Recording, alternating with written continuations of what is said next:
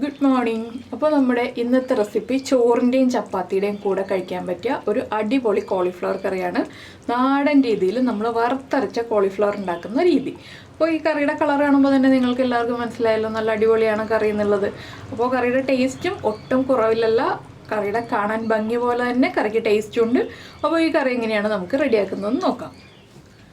നമുക്ക് നമ്മുടെ ഇൻഗ്രീഡിയൻസ് നോക്കാം. നമ്മളിപ്പോൾ ഒരു കോളിഫ്ലവർ എടുത്തിട്ടുണ്ട്. ഏകദേശം 1/2 കിലോ വെയിറ്റ് വരുന്ന ഒരു കോളിഫ്ലവറാണിത്. ഇതിലേക്കായിട്ട് ഒരു കപ്പോളം തേങ്ങ ചിരവിയത് എടുത്തിട്ടുണ്ട്. പിന്നെ ഒരു ചെറിയ സവോള, ഒരു മീഡിയം വലിപ്പത്തിലുള്ള ഒരു സവോള എടുത്തിട്ടുണ്ട്. ഒരു തക്കാളി എടുത്തിട്ടുണ്ട്. പിന്നെ നമുക്ക് വേണ്ടത് മസാലകളാണ്. അതിലേക്കായിട്ട് നമ്മൾ ഒരു പീസ് പട്ട, ഒരു തക്കോലം, ഒരു പിഞ്ചുലുവ എന്ന് പറയുമ്പോൾ ഒരു 7 എണ്ണം വരും. പിന്നെ 1/2 ടീസ്പൂൺ നല്ല ജീരകം, നമ്മുടെ ക്യുമിൻ സീഡ്സ്, 3 ഏലക്ക, 5 ഗ്രാമ്പു, 1 ടീസ്പൂൺ പെരിഞ്ജീരകം. പിന്നെ നമുക്കിതിൻ്റെ കൂടെ വേണ്ടത് 1/2 ടീസ്പൂൺ കുരുമുളകും വറ്റൽമുളകും ഒക്കെയാണ്. പിന്നെ മല്ലി വേണം നമുക്ക്. മുഴുവൻ മല്ലിയും മുഴുവൻ മുളകാണ് നമ്മളിതിൽ യൂസ് ചെയ്യുന്നത്. നിങ്ങൾക്ക് മല്ലിപ്പൊടിയും മുളക് പൊടിയും യൂസ് ചെയ്യാം. പക്ഷേ മല്ലിയും മുളകും വറുത്ത് അരച്ചെടുക്കുന്നതിൻ്റെ ടേസ്റ്റ് മല്ലിപ്പൊടിയും മുളക് പൊടിയും യൂസ് ചെയ്യുമ്പോൾ വരില്ല കേട്ടോ. അതിൻ്റേതായിട്ടുള്ള വ്യത്യാസം ഉണ്ടാവും ടേസ്റ്റിൽ. അപ്പോൾ മാക്സിമം മല്ലിപ്പൊടിയും മുളക് പൊടിയും ഒഴിവാക്കിയിട്ട് മല്ലിയും മുളകും തന്നെ ചേർക്കാൻ ശ്രമിക്കുക. അപ്പോൾ ആദ്യം നമുക്ക് ഈ കോളിഫ്ലവർ ഒന്ന് കട്ട് ചെയ്ത് കുറച്ച് ചൂടുവെള്ളത്തിൽ ഇട്ട് വെക്കാം. അതേ സമയത്ത് തന്നെ നമ്മുടെ തേങ്ങ ഒന്ന് വറുത്തെടുക്കാം. തേങ്ങ വറുക്കുമ്പോൾ ഈ മസാലകളെല്ലാം ചേർത്തിട്ട് വറുത്തെടുക്കണം. അപ്പോൾ നമുക്ക് ഇത് രണ്ടും ചെയ്യാം. അപ്പോൾ നമ്മുടെ തേങ്ങ വറുത്തെടുക്കാനായിട്ട് ഒരു പാൻ ചൂടാക്കിയിട്ടുണ്ട്. ഞാനിവിടെ കോളിഫ്ലവർ കട്ട് ചെയ്ത് ചൂട് ഉപ്പുവെള്ളത്തിൽ ഇട്ട് വെച്ചിട്ടുണ്ട് കേട്ടോ. ഇനി നമുക്ക് നമ്മൾ എടുത്ത് വെച്ചിരിക്കുന്ന തേങ്ങ ഈ പാനിലേക്ക് ഇട്ട് കൊടുക്കാം. അതുപോലെ തന്നെ തേങ്ങയുടെ കൂടെ തന്നെ നമ്മൾ ചേർക്കേണ്ടതാണ് മല്ലി,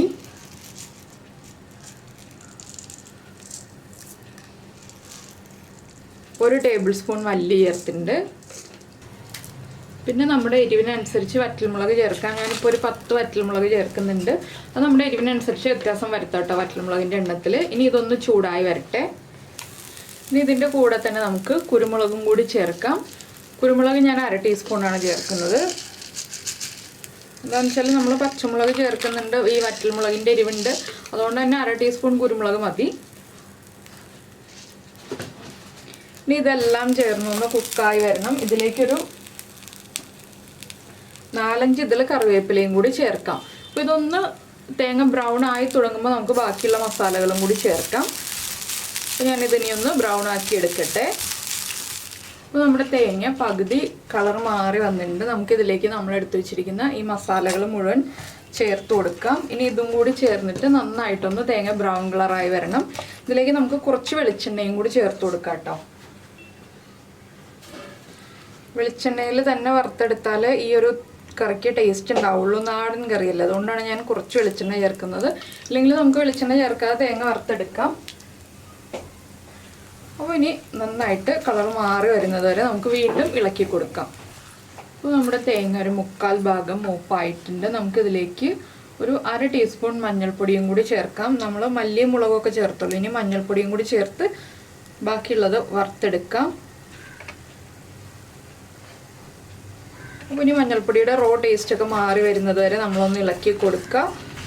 അപ്പോൾ നമ്മുടെ തേങ്ങയും കറക്റ്റായിട്ട് കുക്കായിട്ടുണ്ടാവും. ഞാനൊരു മീഡിയം ഫ്ലെയിമിൽ വെച്ചിട്ടാണ് കേട്ടോ ഈ തേങ്ങ വറുത്തെടുക്കുന്നത്. ഹൈ ഫ്ലെയിമിലല്ല. ഹൈ ഫ്ലെയിമിൽ വെച്ചിട്ടുണ്ടെങ്കിൽ വലിയ തേങ്ങയൊക്കെ വേഗം തന്നെ മൂപ്പായി വരും. ചെറിയ തേങ്ങ ഉണ്ടല്ലോ, നമ്മൾ ചിരവുമ്പോൾ 2 വലിപ്പത്തിലുള്ള തേങ്ങ ഉണ്ടാവും. അപ്പോൾ വലിയ തേങ്ങ കുക്കായിട്ടുണ്ടാവില്ല, ചെറിയ തേങ്ങ കരിഞ്ഞു പോകും. അതുകൊണ്ടാണ് നമ്മൾ മീഡിയം ഫ്ലെയിമിൽ വെച്ച് വറുക്കാന്ന് പറയുന്നത്. അപ്പോൾ ഇതുപോലെ ഒന്ന് ഇളക്കി കൊടുക്കുക. ഒരു 2 മിനിറ്റും കൂടി ഇളക്കി കൊടുത്തിട്ടുണ്ടെങ്കിൽ എല്ലാം കറക്റ്റായിട്ട് കുക്കായി വന്നോളും. മല്ലിയും മുളകും ജീരകവും അതുപോലെ നമ്മൾ ചേർത്തിരിക്കുന്ന സ്പൈസസും എല്ലാം കുക്കായി തുടങ്ങിയിട്ടുണ്ട്. ഇത്രയും സമയം മതി. ഇനി ഒരു 2 മിനിറ്റും കൂടി കൊടുത്തിട്ടുണ്ടെങ്കിൽ കറക്റ്റായിട്ട് കുക്കായി വരും. മഞ്ഞളിൻ്റെ റോ ടേസ്റ്റ് മാറിയില്ലെങ്കിൽ നമ്മുടെ കറിക്ക് ആ റോ ടേസ്റ്റ് വരും. അതുകൊണ്ടാണ് നമ്മൾ മഞ്ഞൾപ്പൊടി ഈ ഒരു സ്റ്റേജിൽ ചേർക്കുന്നത്. നിങ്ങൾ മുളക് പൊടിയും മല്ലിപ്പൊടിയാണ് ചേർക്കുന്നതെങ്കിൽ ഞാനിപ്പോൾ ഈ മഞ്ഞൾപ്പൊടി ചേർത്ത സമയമാകുമ്പോൾ മുളക് പൊടിയും മല്ലിപ്പൊടിയും കൂടി ചേർക്കുക. 1/2 ടീസ്പൂൺ മല്ലിപ്പൊടി, അതുപോലെ തന്നെ 1 ടീസ്പൂൺ മുളക് പൊടി, അതാണ് ഇതിലേക്ക് ചേർക്കേണ്ടത്. പിന്നെ നിങ്ങളുടെ എരിവനുസരിച്ച് മുളക് പൊടിയിൽ വ്യത്യാസം വരുത്താം. ഞാനിപ്പോൾ 1/2 കിലോ കോളിഫ്ലവറിനുള്ള അളവാണ് ഈ പറഞ്ഞത്. അപ്പോൾ നമുക്കിത് വീണ്ടും ഇളക്കി കൊടുത്തുകൊണ്ടിരിക്കാം. അപ്പോൾ നമ്മുടെ തേങ്ങയുടെ കളറൊക്കെ നന്നായിട്ട് മാറി വന്നിട്ടുണ്ട്. നമുക്കിതൊരു പ്ലേറ്റിലേക്ക് മാറ്റി വയ്ക്കാം.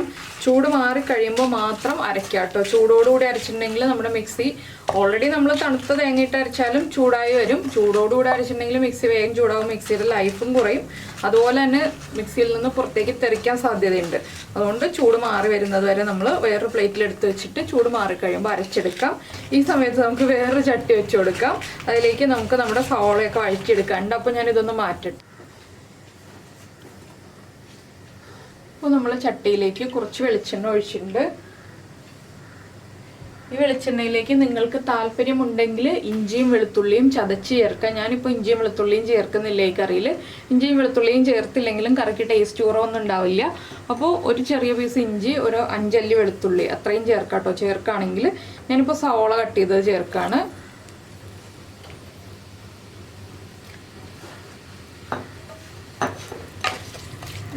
സവോളയുടെ കൂടെ തന്നെ നമുക്ക് 2 പച്ചമുളകും കൂടി ചേർക്കാം. നമ്മൾ വറ്റൽമുളക് ചേർക്കുന്നതിൻ്റെ എണ്ണ അനുസരിച്ച് വേണം പച്ചമുളക് ചേർക്കാൻ. എരിവുള്ള പച്ചമുളകാണെങ്കിൽ ഒരു പച്ചമുളക് ചേർത്താലും മതി. അപ്പോൾ ഞാനൊന്ന് പച്ചമുളക് സ്പ്ലിറ്റ് ചെയ്ത് ചേർക്കട്ടെ. കുറച്ച് കറിവേപ്പില,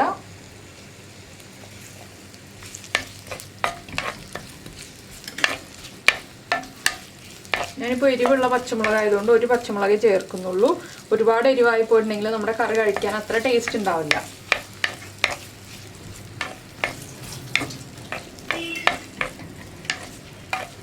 ഇനി സവോളയ്ക്ക് ആവശ്യമായിട്ടുള്ള ഉപ്പ് നമുക്ക് ചേർത്ത് കൊടുക്കാം.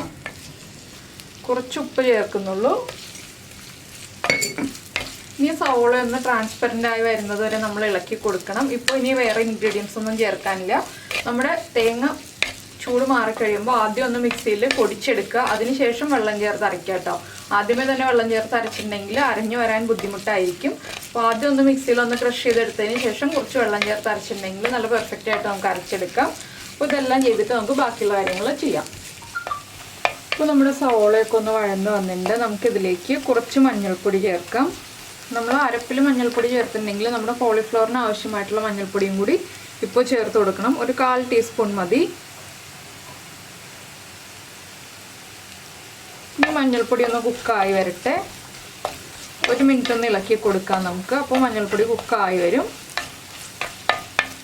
അപ്പോൾ ഈ സമയത്ത് ഞാനിപ്പോൾ അരപ്പൊക്കെ അരച്ചെടുത്തിട്ടുണ്ട് കേട്ടോ. 1 കപ്പ് വെള്ളം ചേർത്തിട്ടാണ് അരച്ചെടുത്തിട്ടുള്ളത്. അപ്പോൾ നിങ്ങൾ എടുക്കുന്ന തേങ്ങയുടെ അളവനുസരിച്ച് വെള്ളം ചേർക്കുന്ന അളവിൽ വ്യത്യാസം വരും. പിന്നെ ഇതിലേക്ക് നമ്മൾ കൂടുതൽ വെള്ളം ചേർത്തിട്ട് വേണം ഈ ഒരു കറി റെഡിയാക്കാൻ. നമ്മുടെ അരപ്പിൽ കിടന്നിട്ടാണ് കോളിഫ്ലവർ കുക്കായി വരുന്നത്.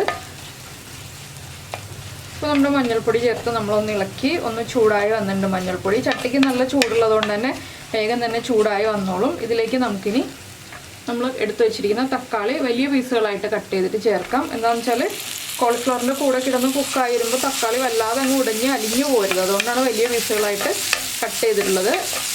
തക്കാളിയും ഒന്ന് ചൂടായി വരട്ടെ.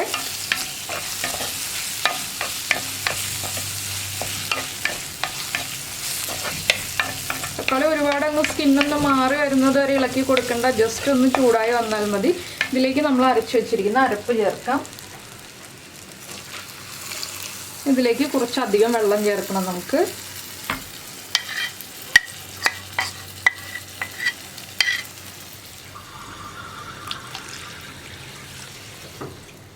അപ്പോൾ ഞാനിപ്പോൾ അരപ്പിൽ ചേർത്തത് കൂടാതെ വീണ്ടും ഒരു 2.5 കപ്പ് വെള്ളവും കൂടി ചേർത്തിട്ടുണ്ട്. ആകെ 3.5 കപ്പ് വെള്ളം ചേർത്തിട്ടുണ്ട്.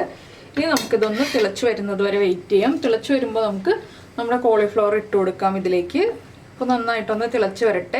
നിങ്ങൾ കൂടുതൽ ക്വാണ്ടിറ്റി കോളിഫ്ലവർ എടുക്കുന്നുണ്ടെങ്കിൽ വെള്ളം കൂടുതൽ ചേർക്കുക. അതുപോലെ തന്നെ നല്ല തിക്കായിട്ടുള്ള ഗ്രേവി ആയിട്ടാണ് ഞാൻ ചെയ്യുന്നത്. ലൂസായിട്ടുള്ള ഗ്രേവി ആയിട്ട് വേണമെന്നുണ്ടെങ്കിൽ 1 കപ്പും കൂടി വെള്ളം ചേർക്കാം. 4.5 കപ്പ് വെള്ളം ചേർക്കാം കേട്ടോ. അപ്പോൾ അതൊന്ന് തിളയ്ക്കുന്നത് വരെ നമുക്ക് വെയിറ്റ് ചെയ്യാം. ഇപ്പോൾ നമ്മുടെ അരപ്പ് ഇതാ നന്നായിട്ട് തിളച്ച് വരുന്നുണ്ട്. അപ്പോൾ നമുക്ക് നമ്മൾ കഴുകി ക്ലീൻ ആക്കി വെച്ചിരിക്കുന്ന കോളിഫ്ലവർ ഇതിലേക്ക് ഇട്ട് കൊടുക്കാം.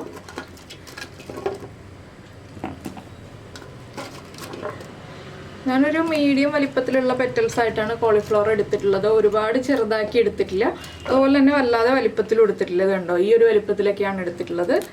എന്താണെന്ന് വെച്ചാൽ നമുക്ക് ചോറിൻ്റെ കൂടെ ആണെങ്കിലും ചപ്പാത്തിയുടെ കൂടെ ആണെങ്കിലും കഴിക്കുമ്പോൾ കുറച്ച് കഷ്ണങ്ങളൊക്കെ വേണ്ടേ, അതുകൊണ്ടാണ് ഈ ഒരു വലിപ്പത്തിൽ എടുത്തിട്ടുള്ളത്. നമുക്കിതൊന്ന് നന്നായിട്ട് ഇളക്കി കൊടുക്കാം. അതിനുശേഷം വീണ്ടും അടച്ചു വയ്ക്കാം. നമ്മുടെ തക്കാളി ഒന്നും ഓവറായിട്ട് കുക്കായി പോയിട്ടില്ല. ഇപ്പോൾ ഇനി ഒന്ന് കുക്കായി വരും കേട്ടോ, കുറച്ച് സമയം എടുക്കുമ്പോൾ.